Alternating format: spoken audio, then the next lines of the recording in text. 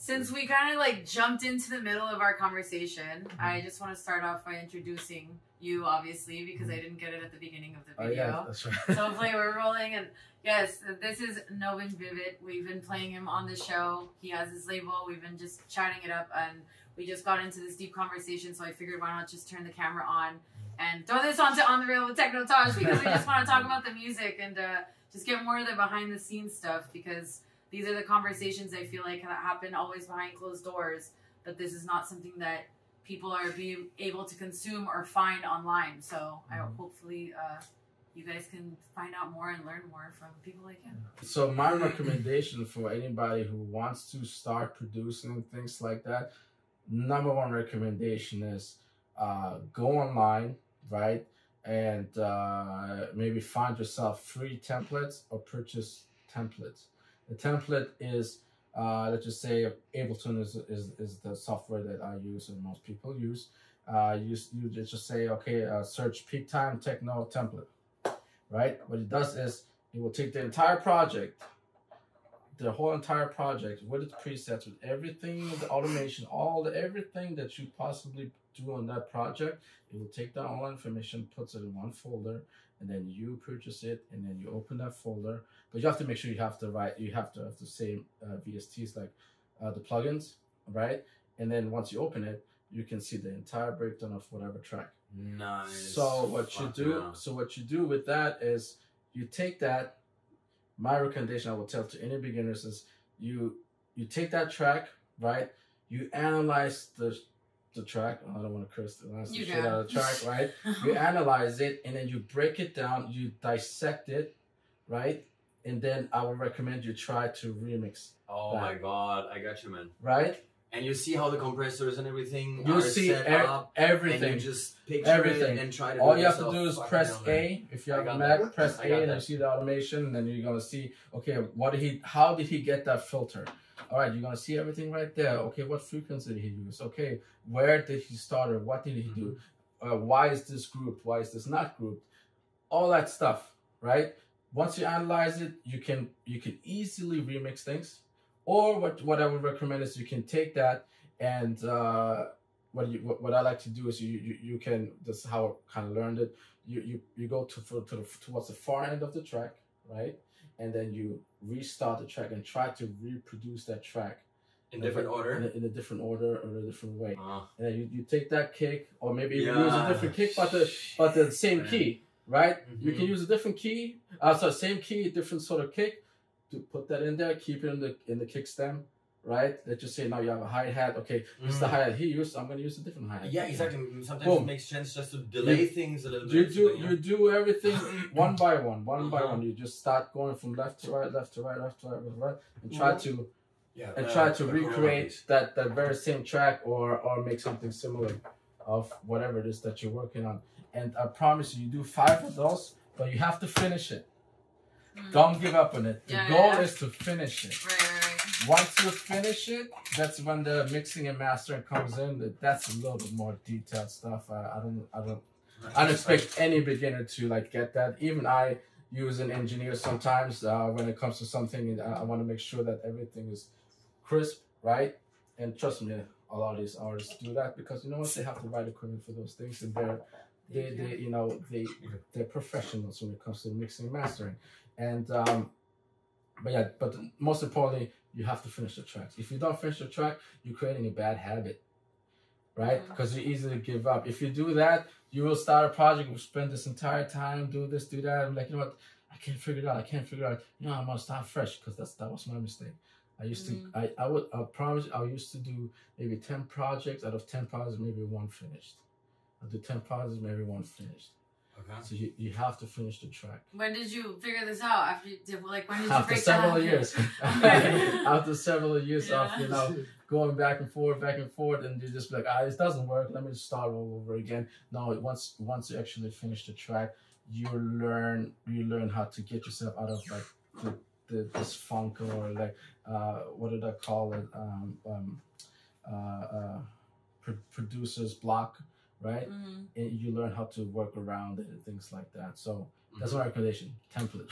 So that means like opening up a template and recreating it from scratch with a different computer, for example, looking at it, but just trying to recreate it. Yeah. And then maybe add different hats or whatever, add a slightly different kick, whatever you want. The entire thing, you can change everything of it. You don't necessarily need a new computer. You just go to, like, just say the track is 6 minutes long. You go to the 8th minute, and then you can just continue there, start from there.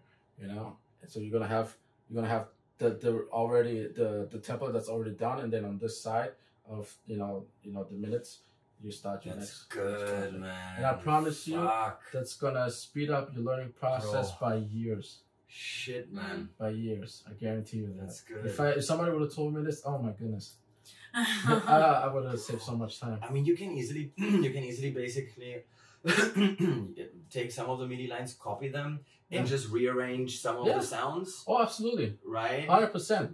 So let's just say you have a MIDI, right, for a synth. Yeah. Right. You have all the checks checked out. Everything is done, and then also the presets of it is there too. Right. I don't know if you know what Serum is. That's a plugin, right? Let's just say a lot of people use Serum, right? And you have that. So, and then let's just say you have a couple of bars there like this and this and like that. The preset's already there. All you have to do is sometimes you can just reverse it, click on reverse, and boom, then you have a whole different arrangement. And then, or you can just move things around. If you have some musical knowledge, you can move things, make sure everything's in key, or you just mess around with it. For me, it's all about, like, I just hear it. Like, okay, this sounds in key, or this doesn't sound in key. You just move things around, and next thing you know, you have a whole different drop.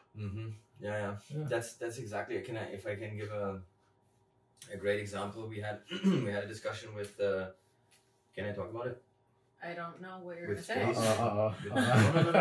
say. No, with Mathieu, we had, like, with Space 92, we had a discussion with him because, I mean, that was one of our night topics, bro, at the beginning of our relationship. Was the release of Voyager and Time. He released that on Drum Code. Yeah. And for me personally, because I know his tracks so well, like, I fucking sleep with that shit. I actually figured out that some of the sounds and the patterns must be fucking cut together, preset from other tracks where he just didn't have time or wasn't happy or whatever. and bro, if I show you the track, if you know his oeuvre, his genre, his tracks in general.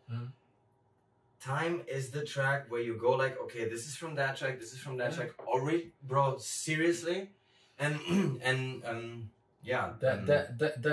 kind of, it was some kind of like this.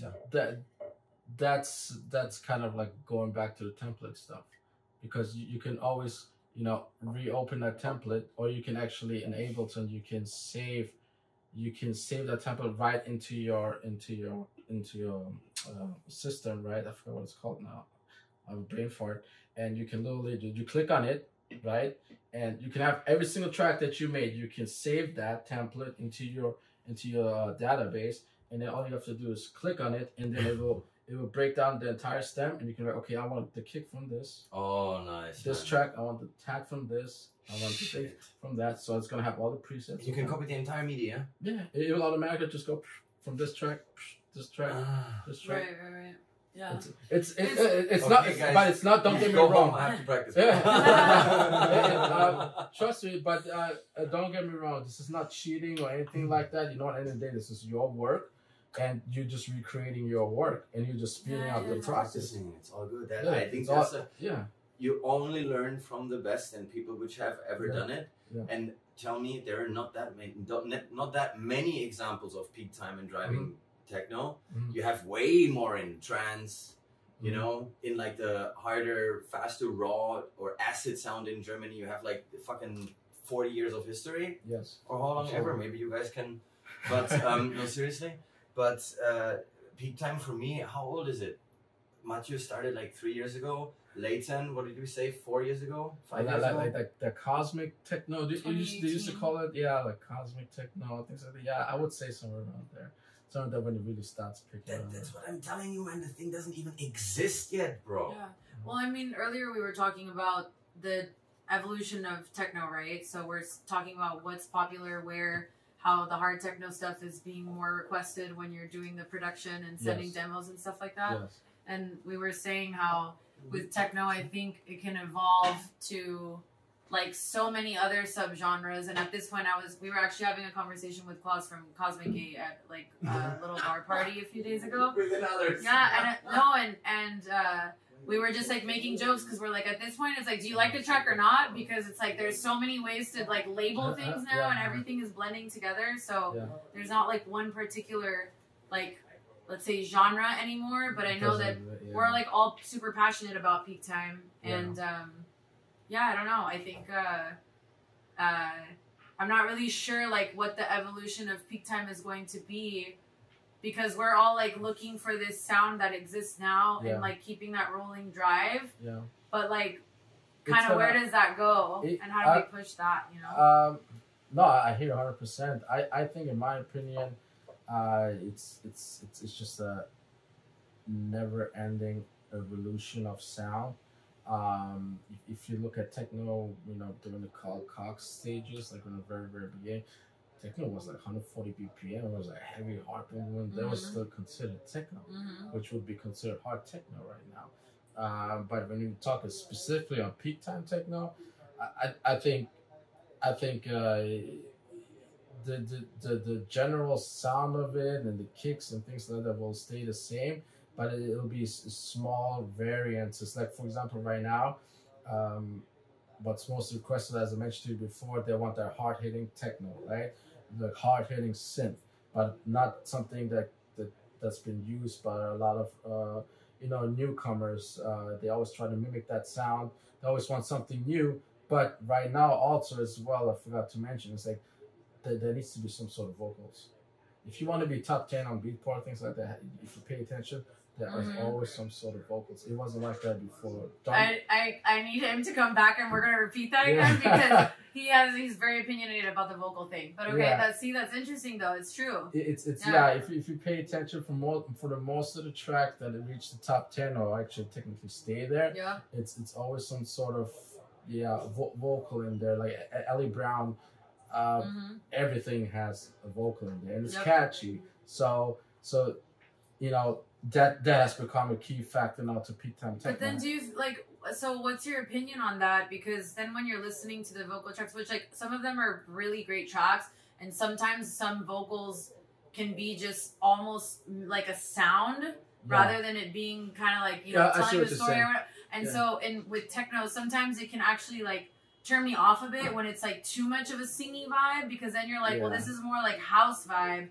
You're like kind of taking away from the techno. Yeah. But then when you play a set, you don't want to do a techno set with all vocal tracks. Yeah, no, that's very. I don't think that even exists anymore. You're right. I mean, the vocals will definitely, but there's phrases, right? I call it phrases where it's multiple words and things like that, and then there's singing, right? The singing really part you don't really hear on peak time techno. And there's Vox, where it's just like short cuts of vocals that's almost used as an instrumental. But I wouldn't want to hear too much of singing on techno either myself. Right. But now it's just because of demand and vocals, it has become a little bit more difficult in producing tracks and getting actually signed. So I personally even had to start doing some vocals myself because it's very hard to find any samples that nobody else can get a hands on, because you find a sample, you're like, oh, this fits perfectly, and then you start paying attention. There's hundreds of other artists that already use that sample. Yeah, exactly. So you need to have something original, and it's quite hard to find something original if you don't have the vocals. So yeah, I was having this conversation with Sam Wolf in the previous interview as well, and I was like, where does the decision come in when you make an original vocal versus using a sample? Yeah, it's like the bigger labels, they want original ones. So you use something that's more sample. Yeah, it's you can just find it anywhere online. You can just find it anywhere online, but I won't say it's frowned upon, but if they notice, okay, this has been used before, right, you're not likely to.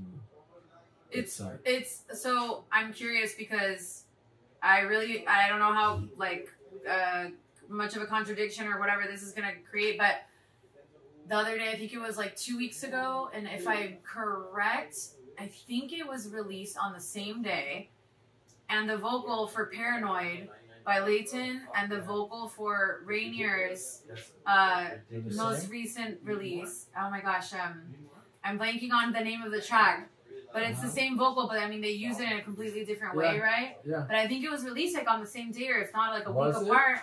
And those are like massive names, and I'm like, how does this, you know? That's how does I mean, they don't know. They don't know. It's interesting because I remember one time I had messaged, I think like Aki something at one point, and I was like, oh, you're so and so played your track, and it was like so similar, but it was the same vocal sample, and then I realized I was like, oh shit, yeah, my bad, you know? Yeah. It's interesting. That's why it sucks using samples like that, but you know, it's best to try to make your own vocals and things like that.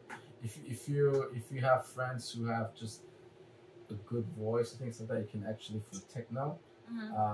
I think you would be able to do vocals if you guys produce. You could easily do vocals because a lot of it's just like just words and things like that.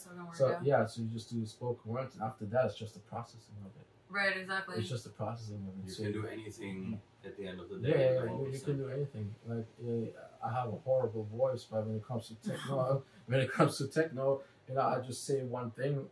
I forgot what I used for it. It was a melodic track. Become one, right? Okay. So I just said on mic, become one. Become one. It was just like so awkward. How many times did you have to say it to get it the right way? Like I probably recorded 50 times. Like become one, right? And it's so weird, because when you record and you just do that, right? And you just keep saying it. Keep saying it. Wait, because you can cut it afterwards. Yeah. Right. But then you realize every time you hear it, it always sounds more different. And it's always different, and you have to like pick and choose. It's almost like a photographer. You take 50 shots, and then one of them is it. And then once you find that, that's when you start doing the process. That's how I comprehend a lot of the stuff you're talking about with production, because I have like a lot of experience in kind of like advertising, marketing side of things. So like digital, like graphic, video stuff. So when you're explaining things to me, I'm like picturing Photoshop or Premiere Pro, and I'm like cutting the pieces the same way that you're saying with the music. Because they have plugins too. Exactly, and templates and everything, and you create your own and stuff. So same idea. Yeah, and same with the vocal thing. I can imagine, because you can do the inflection the same, or think like you say, become one. Yeah. Become one. Okay, maybe I might have nailed it the same. Voice for that shit. No, maybe if you want to use my voice. I'm not even kidding you. Okay, I actually had somebody. I don't know if you've ever heard Cartoon. He lives in Lebanon, and he had a track that he sent me, and he's like, "Hey, what do you think of this?" I was like, I like it. I wanna let's make it a collaboration.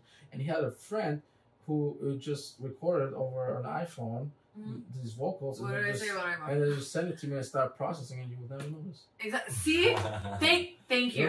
Oh my god. Okay, so it's not because I'm cheap or because I'm ghetto, guys. Okay, I have professional microphones in my bag. I am missing one plug-in cord. I have the wrong one, but I normally use my iPhone doing the voice recording because I've done so much research on YouTube, and it's like, so many of the production guys are not necessarily for like electronic music or anything, but like guys that do camera work and stuff like that.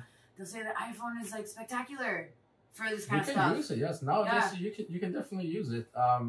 But if you want to just take it a little bit further and you start really doing production part, my mic is like put $89 on it. You don't know more than that. You're not a professional singer. You're not Whitney Houston who uses a $5,000 microphone. No.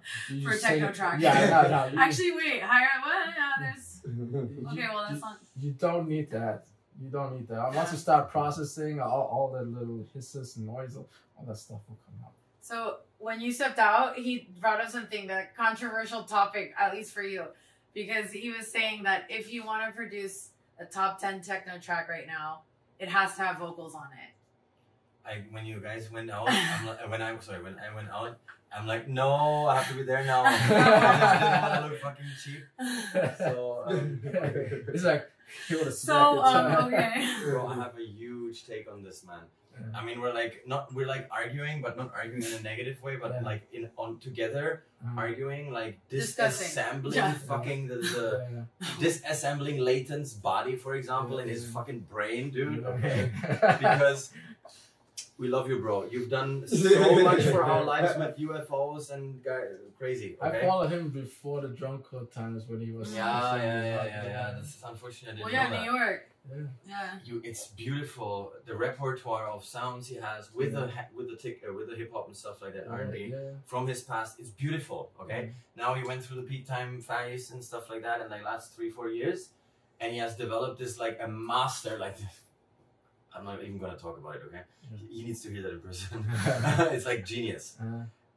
And now I'm like a little bit scared because we heard that, you know, with David Guetta and Tiesto and Armin, they had like their mainstream phase, but they went towards EDM. And now you see Armin, kudos to him, unbelievable fucking ASOD. What are they doing? It's ridiculous. The trance that they're playing, like he likes the roots. You can see that now he wants to go techno, you know, and the guys, they go like, business here, I'm making bank, and here I'm playing because I want to fucking play, bro. That's how I feel it. You know? It's I mean, in my opinion, you know, I love every genre and subgenres and things like. Just why I'm like, you know, psytrance. I'm big trance fan. So to me, you know, you want to try something new and you expand your horizon. I say go for it, but go for it not because of a trend. You know, like this is the trend everybody else is doing now, I want to do it. No, do it because you feel it. You know what I mean? But obviously you won't ever be able to tell. You will never be able to tell. But I just hope these artists do it because they feel it and they want to be part of that change and make an impact on that. Not because okay everybody's doing it. I mean, I should start doing one track too, and then let's see how things go. That's how it feels. Yeah, that's definitely how it feels. I think it can come off that way, but I also want to counter, and who knows what the truth is, you know? I mean, we don't necessarily know, right? But the counter to that, I think some of these bigger guys have had an influence already before we even knew it, though. Behind closed doors, you know what I mean? Because, like, for example, what actually snapped for me was when I was watching Danny Avila and Umek's interview, which I keep referencing, but it's like, you know, this is the kind of content that I like creating too. Shout out to Danny Avila. We always talk, and no, in their conversation, Umek was talking so highly of Hilo, and it surprised me only because Hilo, let's say, quote unquote, has been like in techno as Hilo for just over a year, like with the label and stuff. And so it's interesting from somebody that's been doing this for so long, like Umek, to like say like, oh, I respect the guy so much, right? Because you think, oh, you got to earn your stars and stripes and like to get to that point or do like the 20 years before. But I was like, you know what? I think this guy and this guy Hilo has already been like almost, I don't want to say like strategically planning or anything, but his passion for techno had started way earlier than we saw on our side of things, like as consumers. And so I'm like, wait, you know what? This actually makes complete sense because it's just all this stuff that was happening behind closed doors that I think influenced the trend and even influenced how techno is becoming mainstream in a way now without us really like even realizing it. I agree with what you're saying. I was talking about more of the anybody who's trying to do like the one hit wonders type of thing, like okay, let's do one techno track or two techno tracks so I can be within that group and then just leave it be. You know, if you want to commit to a genre, if you want to do a genre, you should commit to that genre. Like Hilo is changing the game. Like you know, I would never speak bad about Hilo. Hell no, this guy is a freaking genius, right? But I'm talking about any other artists who just doing that one techno track and you know what? Oh yeah, I'm a techno artist. I want to be part of the movement and things like that. You know, that I'm not a fan of. You know, that I'm really not a fan of. You know, but I don't know if you guys noticed it. Tomorrowland. I think it was last year. Techno was the most played genre. Yeah, I know, and I was there just for the Friday for the weekend one, and it was like a bunch of techno at main stage. Yeah. That's the most. It was incredible. That's a big discussion. And on top of that, female techno artists, like a bunch of them too. It was like, hell yeah. I love that too. I love how things are going. I love the movement. And honestly, my personal goal when it comes to techno genre, because I'm from Germany, but now in Miami, I'm hoping within the next couple of years that, because Miami is such a proud crowd, where it's like, okay, let's just say Novem Vivit, Envy is a Miami guy, and he's starting to travel the world, and he's playing in all over the world, whatever. And then when I come back to Miami, like to change Miami and bring more techno to Miami, because let's join forces, because I want to do the same thing. I feel like it's not there yet. Yeah, it's definitely not there yet. But yes, we do have a crowd. Like if you see one of the big artists, Charlotte DeWitt and things like that, show up over here, it's just jam packed. Yep. But it's not very consistent. It's just once in a blue moon you get one of those techno artists over here. It's packed, but I want to see it every weekend. Yeah, exactly. This is what's lacking. We have this conversation all the time too. That's because topic number 7 on the list. Exactly, topic number 7. So I hope I can do that. That's the goal. I will help with that. I swear, because Yeah. I've been in Miami the last 10 years, and I just moved to Prague 5 months ago, and I barely started traveling Europe for real in the last year or two. So I am not I don't know that world really well. I just know the artists a lot of them are coming from Europe, right? So I'm like, oh, okay, this person's from Belgium, did 20 million of them for Germany and whatever. I'm not German, but I should be. So, and so coming back here this time, because he kept asking me, he's like, what's the Miami scene like? And I'm like, it's so fun. I mean, the people are crazy, party animals. The party doesn't stop. The sun comes out, whatever. So I was thinking it's a rager, it's a bender, whatever. And then I get to Prague and I'm seeing a completely different side of nightlife. And then I go to Germany, I go to Berlin, and then I see a whole other side of nightlife as well. And so I'm just like, wow, this is completely different from what I'm used to in Miami. Totally, totally different. And it's not different in the sense that of course people are drinking, they party, stay up all night, take drugs, whatever. But it's the scene is very, very different. The music is different. And so coming back this Miami Music Week, even though, this year, there's just so many parties. I'm they're releasing 5 flyers for the same venue. And I'm just what?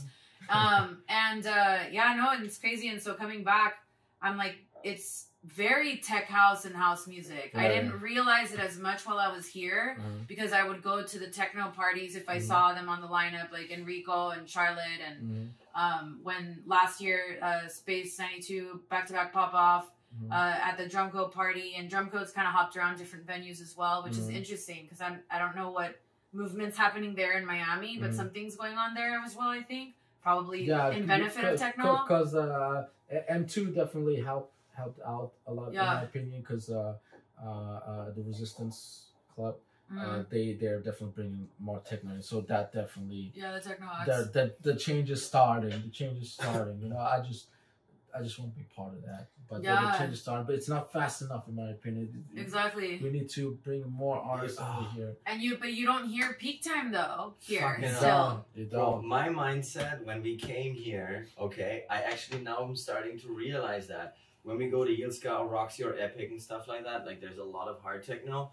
And actually my mindset now is, let's see, we have to go to see the opener to have him play 130, 132 to 136, 138 as fucking peak time, what we love.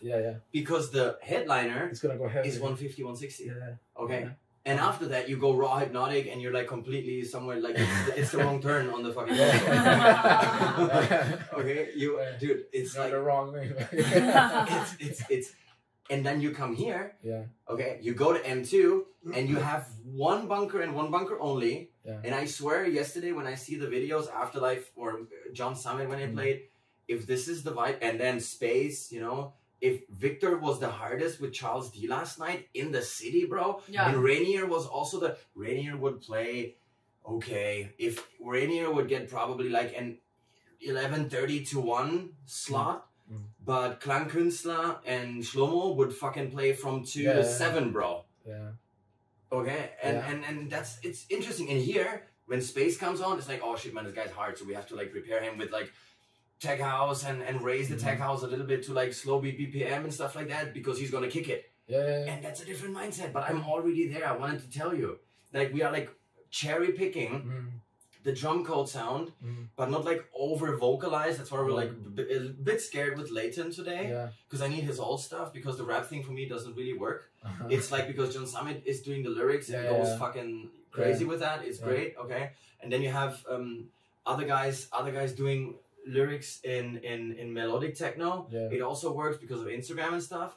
And now the Peak Time is trying to do it, and I'm like, don't do it. You have the techno vocals, like the robot sounds, perfect. I don't feel it. Yeah, I told her, to me, I think when it comes to Peak Time techno, it shouldn't be singing. If it's phrases, that's okay. If it's voxes, that's okay. But not singing, unless like it really has to work. It really has to. It has to be something special. I think, you know, sometimes they do some Latin. Victor Ruiz, I think, did a remix for what the song. Don't tell me 1998. No. Where the beginning of the track is just an intro. And Gracias a la vida. Yes, I love that track. That's what I'm talking. That's singing. Yeah. Wait, but see now, okay. Thank you for doing that. Yeah, see, she's singing. That's the difference out that I'm talking about. It's so fucking hard. Of course. But Wimbo as well by Yellowheads. Wimbo's nuts though, man. That's exactly the that same. Is like, I mean, but we know for a fact that. But that's unique. It's exactly not because the person singing it is probably like between 8 and 12 years old and would never go in a techno club, and it sounds almost like alien. Hearing those sounds with a kid's voice. Okay, those get creepy, man. You know, I mean, we check all the time. But I agree with unbelievable. you. I agree with you. It shouldn't be too much singing. It should techno is really an instrumental thing. But little vocal boxes, phrases there, cool, no problem. Love it. Just not too much of the singing part. And well, I mean, again, I think with countering what you were saying earlier too, with that is like in the US too, again, if we want to be part of kind of this movement of techno growing, and I know we say Miami, but even like in America, for example, I mean, the vocal thing is the way to do that as well, you know, because it's like, I know that, you know, EDM had its big moment, and that's what popped off in the US. And then from there, we slowly kind of moved into the tech house stuff, and now we're bringing in some of the techno. But I think that's also part of the reason why the like top 10 thing can be a little bit tricky with the vocals too, because then you can start getting a movement on this side of the world as well. You probably definitely have more listeners when you have more vocals in there. Of course, you can reach a bigger audience, but also don't forget the labels that produce these certain tracks, and there's a reason why they do that. Like, I'm pretty sure there were labels which emailed you and asked, look, we're looking for a vocal track in this and that style. Can you produce one? And you said, no, I don't want to do vocals. Then they choose another artist. I don't know if it works that way. Like, we would like to know a little bit how it is working, like with labels and stuff. With the labels, typically you send out demos, right? And when you send out demos, most of the time you're not gonna hear back, right? And then you try again. If they do respond, they will give you a feedback, and then they will ask you, where'd you get these vocals from? Tell them it's a sample. If you tell them it's a sample, which means like you purchase it from online and everybody else can use it. It's royalty free. And then you know, if they really dig it, they will take it. Most of the time, they will say no, because when it comes to streaming services and using the same vocals, and those vocals are a little bit on the longer side, you're gonna have discrepancy when it comes to copyrights. Does that make sense? Yeah. So you have to really fuck with the lyrics in the So yeah, you need to do really process the lyrics so that the system cannot catch it. Oh my god. You know what I mean? But nowadays, if you really want to make the big labels, it has to be original. Oh my god. Gotta be original vocals. How is Leighton doing that? Well, they have, I mean, drum corps and all that. I don't know. I never worked there. That's what's interesting. But they have their, you know, they have their sources when it comes to vocals, things like that. That's what I imagine. Yeah. I worked with Danny Villa just a little bit. I was working on a track with him, and he had a bunch of. I love that guy. You know, he always gives me an opportunity to try to do something, and he's like, hey, Envy. I call myself Envy, right? I got these vocals. Here's the Dropbox. Pick anything you like and do something with it. And I did do something with it, but it wasn't good enough. And I did it again. It wasn't good enough, Danny. It wasn't good enough. I redid that track so many times until this day. It wasn't good. Guy, man. It wasn't good enough. It's good to hear he's strict. You know what I'm saying? Yeah, no. But that's the way you have to do it. Mm-hmm. That's the way you have to do it. And by him doing that and me constantly reworking that track made me become a better producer. Nice. You know, be a better producer. But back to the question, yeah, he had all these really cool vocals, and you know, I don't know where he got the source from, but they were all original because I know they're not from online or anything like that. Oh, okay, interesting. Yeah. So it's kind of like a bank of yeah, or making like a bank of yeah, and then you just pick and choose what you like, and then you make something out of it. Yeah, for sure. Yeah. It's amazing to see how you guys are all like interconnected, man. Even if it's like names like, I don't know, Space, then Danny and stuff like that. You know how you fucking exchange tracks. And now Yellowheads, dude. I mean, what the fuck, dude? Yeah, I was yeah, the Yellowheads and their label was actually one of the very first label that actually accepted my music, and you know, that label's actually doing pretty well now. I was like, you know what, I'm gonna focus on mostly one label except of mine, and I'm gonna keep releasing on them. I have already two tracks signed up, and then it's gonna be another collaboration hopefully. And I like to be with one team. And I think the fact that I stuck around with them gave me that opportunity to collaborate. So I think if you stay true to a label, you know, and you can keep releasing with them, you start creating that connection. And now, you know, we have little chats here and there. And then if a track does well, out of nowhere, out of blue, somebody else will message you, hey, by the way, I really love your track. If you got something similar, why don't you send something to me? That's how it works. That's how it works. It just takes one track, and next thing you know, boom. I made one track with 1605 Umek, and then just everybody started messaging. Can you do something similar? Can you do something similar? No way. Nice, bro. Yeah. And then that's it's just like it spreads. That's funny, man. It's one label, one track, and then next thing you know, boom, everybody else. Yeah, it's interesting how it works like that. I was noticing too, because I pay attention to a lot of artists that I play on my show, and a lot of artists start with Yellowheads, which is interesting to me too, because I'm like, what? I want to kind of know the story with that too, because I'm like, why are so many starting with Yellowheads? But then I don't see like a follow up maybe years later, or like, why is this kind of like the groundbreaking moment is like Yellowheads, and then you move from there. You know? Exactly. I actually had the same thought, because I know Space 92 started with Planet X. Yeah. And that thing was like #1 for like God knows how long. Dude, what the fuck? And but I don't know if they released again another track. Probably not. And then, I guess everybody else started hitting them up. He's not with things like that, right? But I'm pretty sure Rainier, of course, when an opportunity arises, I don't think any of these artists will ever say no. Yeah. I don't think so. I think if the Yellowheads have something good that fits his style, he will do it.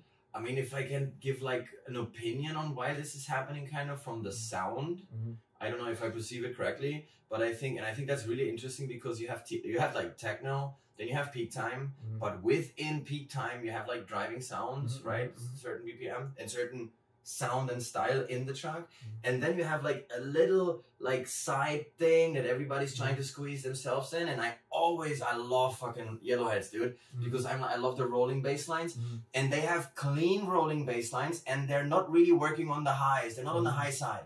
Okay, and they're just rolling. They're stoneless fucking rolling, man. Okay, they have a style and they stick with it. And you want to build on this, because they're the masters. You call them. You said, I need baseline number 798, bro. Okay, give me the B version, because the A version. I'll give you the C version. Okay, and then they send it to you, and you can build on this with your transy high vocal shit, you know. and then what happens? Then you meet someone like Space. He gets so, I believe, Mathieu, I believe you have this from them as well, because he gets so, after Planet X, I love this track. Yeah, I love it. He adds the high pitch to the track, and you build this on the fucking. And what I'm saying is, the Yellowheads come up with a deep rolling sound. Yeah. And why they want to start working with them is to have a good base fundament where to build on, and you create the high sounds on top of that, and you have an unbelievable track, dude. That's how it works. That's my theory on that. That's how it. That's how the collaboration works. Because you see the style of that artist, and if he stays consistent to that style, and you like that style, like for example, for me, my label, like if I hear somebody, I message them, hey, you think you have something for me and something similar of that style, but. You know, I'll give you a little piece of my end and a little piece of your end, and we're gonna make that perfect track. And the latest release that I just had, the rolling synths and things like that, I was like, I gotta have it. Please let me work on this track, please. Nice. The original had actually a lot of choir on it. Okay. I totally I removed the choir. I was like, this is not a club track. Right, you can't really play that there, but then I started editing a couple of things, and I think that became like the perfect mix. But yeah, that's really how collaboration really works. Nice. 2 minds, 2 styles, and just boom, make a masterpiece. But it's cool though, because then these are the times where, even though what I said, like kind of, you know, this is like a starting place or the groundbreaking from your, you know, I guess journey into techno and your techno career.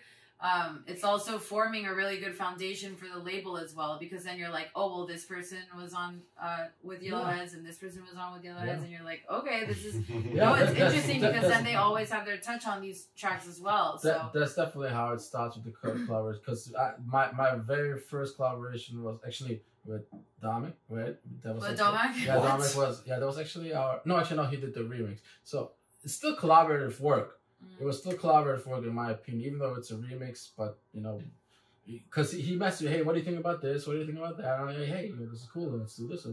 So that's just sort of a collaborative work. But one of the real collaboration works was actually with it was lots of remix. Beloka made the first one, the track that I made, and he made a remix out of that. And then as soon as he made that, like, it opened so many more doors when it comes to collaboration and remix. Like, I always like to think collaboration and remix is kind of like the sort of the same thing, because at the end of the day, you will always discuss it together. You will always be, you know, like, hey, you know, what do you think about this? What do you think about that? Except Beloka, he'll like give you 2 weeks. I'm like, okay. And then I was like, hey, any news on the track? He's like, yeah, it's done. Here it is. I'm like, it was just like that. No discussion, no in between. He gave me like one little, like, just a preview. You know how he always likes to have all these plugins open, and then he's like, oh, this is what I'm working on right now. All I hear is some kick and bass. I'm like, all right, cool. And then after that, 2 weeks later, bam, it just like became a freaking masterpiece. Actually, right now, if you go on my Beatport ranking, like #1 sold track, it was actually his remix. And then after that, it's like my tracks. I'm like, damn. He beat me on my own roster. Like, thank you, Rebecca. Thank you so much. Wow. Yeah. But yeah, that's cool. It just definitely opened a lot of doors, and that's really how it works. That's amazing. This the music industry, and how it worked with you guys. You know, I would have never thought, you know, this would happen. You know, just connecting with people, random strangers. Hey, come over, let's do an interview, or interviews, or, you know, FaceTime and things like that, and just people contacting from all over the world, from Lebanon. Hey, I love your music, please let's collab, things like that. You know, several years ago, I would have never imagined any of this stuff. True, you know? yeah. I would never imagine it. That's amazing. Yeah, but that's what we're trying to, like, kind of do it, right? I mean, that's also the reason why we want to get, like, deeper into it, because, dude, when we play, it's like so completely sober when we play, man. This is like the time of our lives, dude. Nothing like, we play B2B together sometimes, you know, and it's like super fun. Yeah. And we are actually saying, we were in San Diego and in LA, and when Mahez was headlining this small club in the level hotel, dude, I mean, tech house, and he started with Kevin DeVries Metro. And I'm like, yeah, and then he like, and went into tech house, okay? Right. And we had like, and this is when the fucking discussion in the trailer, in the camper where we slept in the back, bro, started until, I don't know, 10 o'clock in the morning, bro, because we were talking like, we need someone to come here and tour like small or big cities and play a peak time driving, rolling sound fucking banger set and fuck them up, okay? Kind of like what hard techno is in Prague, like in Germany, going completely crazy. This is peak time here. This is the hardest I think we should go. And I think if nobody's doing it, at least we can support you guys by playing your tracks. I don't know if you guys are getting pissed off or whatever. I think like Teenage Mutant Space is like people like that we're close with. And I think you guys would like appreciate that if you spread your tracks. Oh, even as not professional. Absolutely, 100%. It's you know, we make no money out of releasing any of this music. No money. I don't know if you heard about recently. I forgot what the date is. You know, the Senate and things like that. They're actually trying to change that, where you get a penny for every stream. That would actually change the game, you know, because there's no way any producer like me who just produce would survive on things like that. So, but if you're playing my music, right? You play my music and then somebody else likes my music and they stop playing that stuff. You want to just create awareness. Exactly. It's not about, oh, why are you playing my music? Or, you didn't purchase my music or things like that. Or I'm not gaining anything out of it. Yes, you are. You're gaining awareness. And once you create that awareness and everything now with social media, things like that, that's how you get your gigs. Exactly. You know, that's how you get your gigs. That's the only way. Well, yeah, and if you share the music, then if you know who the artist is, you're going to want to go see that person if you like that track. Yeah. So, I don't know if you guys know that pretty much every label. Have you ever heard of InFlight? It's a promotion service for pretty much every label uses it. You have a database of all these artists, all these emails, right? When you have a track, I for example, I will get that track 2 weeks, 3 weeks in advance before it gets released. I'll get it, I'll send the feedback, and now I can download it, and then I can start playing it. Right. So that way, I start putting on radio shows and things like that, and you start creating all this hype for the typical crowd, and then be like, wow, what song is that? I can't wait for it to release. But all those songs given out to you for free. Yep. It's all for free because we're not gonna make money out of this anyway. You know what I mean? So you make money only out of gigs, Oh yeah, that's the only way. Yeah. Unless you're in R&B, hip hop, and things like that. Right. Exactly. You're not making any money out of this. No way. Yeah. It's sad, but that's just the way it is. Hopefully it's going to change. Yeah, that's the thing is, so I was thinking the same thing with the story that he was telling from Los Angeles and San Diego and stuff, and how Maha's started with Metro, and I'm just like, these are the things that... Let's go hard. Yeah. No, it's just, that's what I see lacking, at least like in the US, and I mean, I can obviously only speak for Miami pretty much for the most part because that's where I've been the last 10 years. Yeah.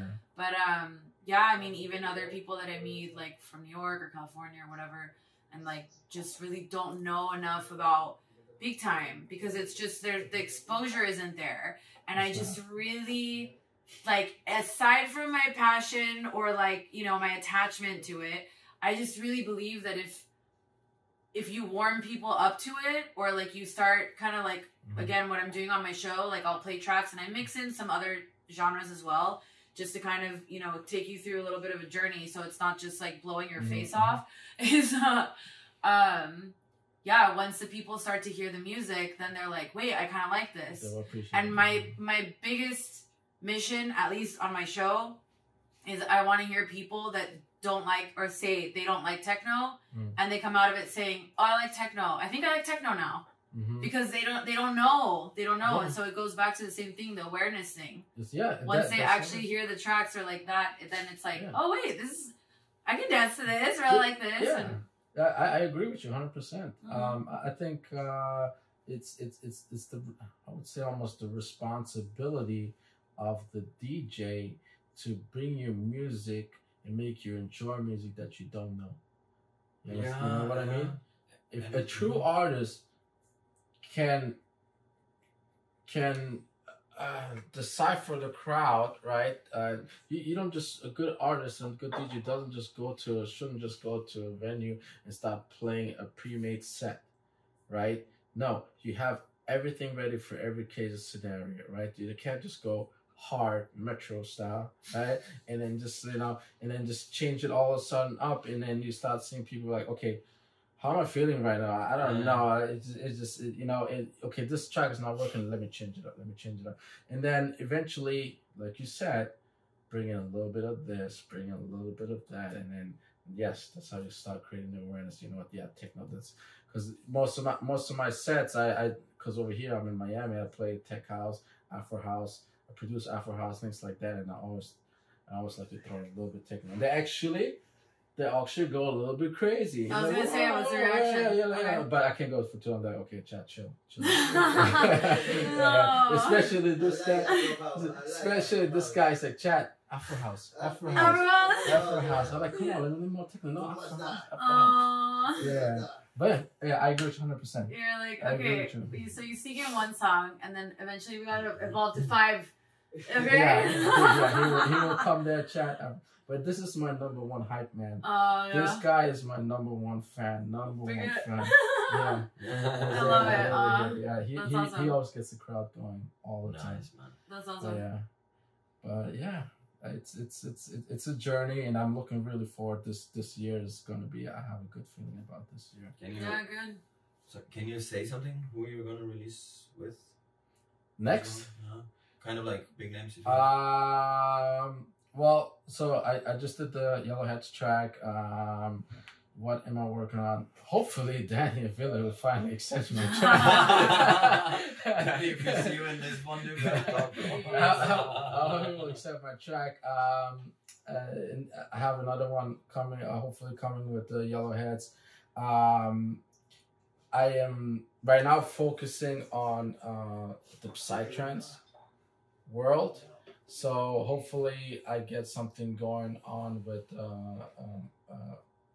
I wouldn't say like a collaborative work, but in the psytrance genre, and I would really would love to make it to Oddcore, which is Indira label, because she's just killing it. She's killing it. I admire her so much, and I want to. Yeah, I think that would be really my next move. Would be like the psytrance. I know everyone would be like, "What the hell, Chad? You're going from techno to this. Like, make up your fucking mind."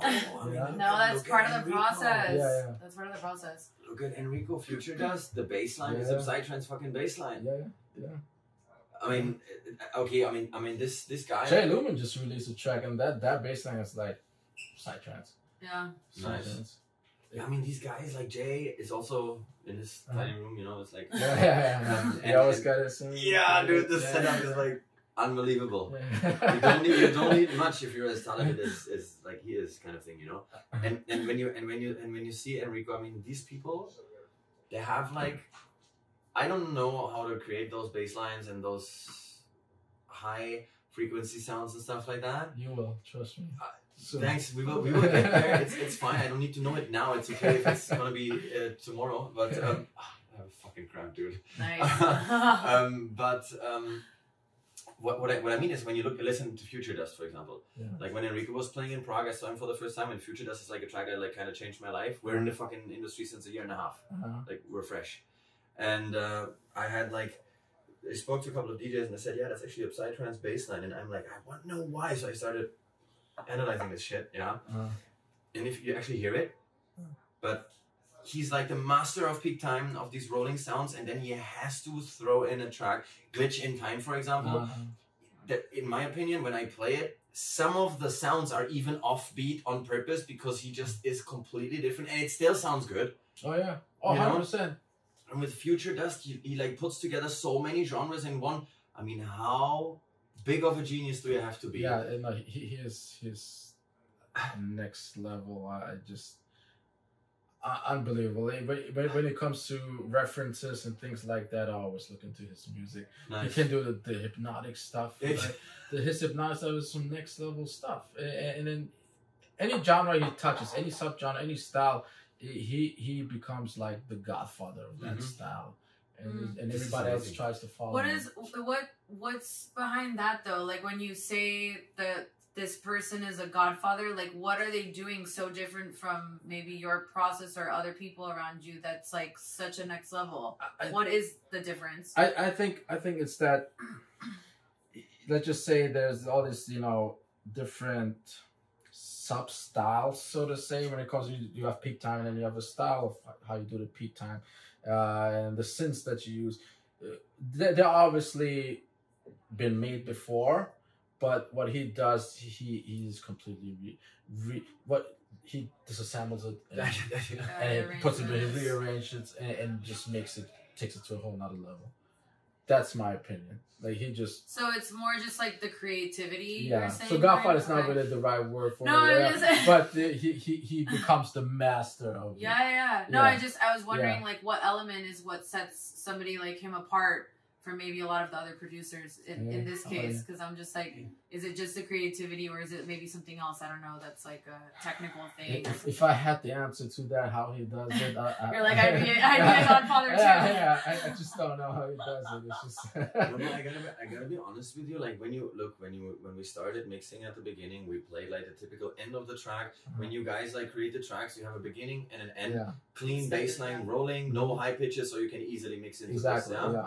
And this is, of course, how we mixed at the beginning. Like, we were, like, putting the tracks together at the easiest part. For me, now it's really boring. Like, we need to produce something live made out of 2 or 3 tracks. Like, okay, thank you. I'll take one, please. So when we play, we have to, like, literally... The transition needs to be a drop itself. So we need to produce something at the transition. You know what I mean by that? Like, you run a bass line, and then you use, for example, a breakdown of a track. When the clean bass line of the track that ends, you take the breakdown of the new track and you mix them together, and it can create its own fucking vibe. And when the track then drops, you can. I mean, if you have the stems individually and you have, I forgot what the thing is called. Oh my god, the kick pad where you can technically you can play one stem to another stem. So what you do is like, okay, I'm gonna play the kick and the highs and things like that of that, and then but use somebody else like tracks as synths. Like, you can definitely do that, but you need to have the stems.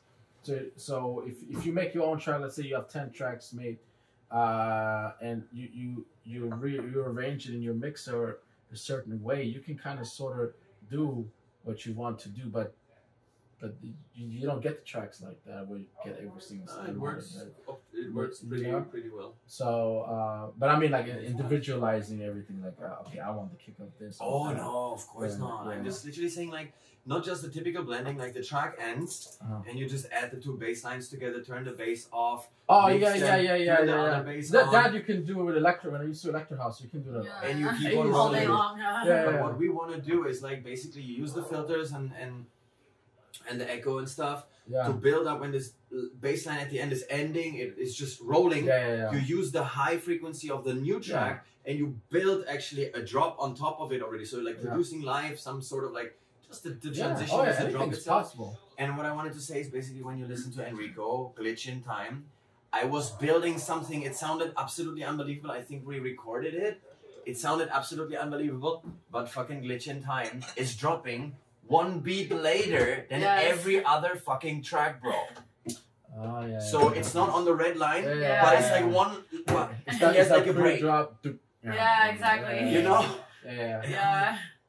I didn't know that. Like, oh my god, it's gonna work, and then it's off, and we're like, damn. You can kind of sort of like. You can kind of bypass it, just hot cue it. Exactly. That's what I tell him all the time. Hot cue it, and right before it happens, press that. Just press it. Yeah. There you go.